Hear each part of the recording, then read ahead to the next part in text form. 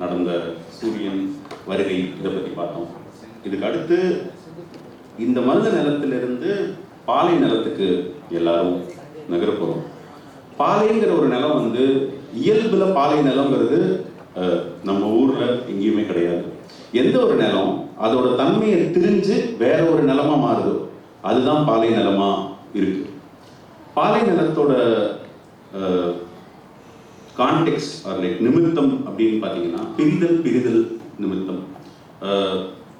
தொல்காப்பியத்தில் இப்போ நம்ம பாடப்போகிற பாடல் திணைமாலை அப்படிங்கிற ஒரு பாடல், ஒரு சங்க இலக்கிய பாடலிருந்து நாங்கள் இன்ஸ்பயர் பண்ணி அதோட சில வரிகளை எடுத்து இதை வடிவமைச்சிருக்கோம்.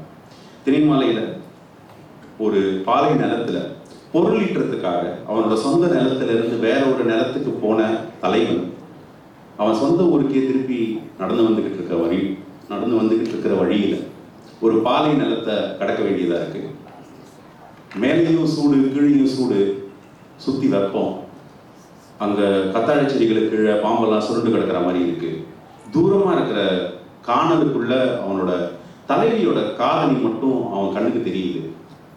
இந்த ஒரு நிலையில தலைவன் அந்த பாலை நிலத்தை கடக்கும்போது அவனுக்கு ஏற்படுற உணர்ச்சி, அவன் பார்க்குற வெயில், அவனுக்குள்ள நடக்கிற உணர்வு,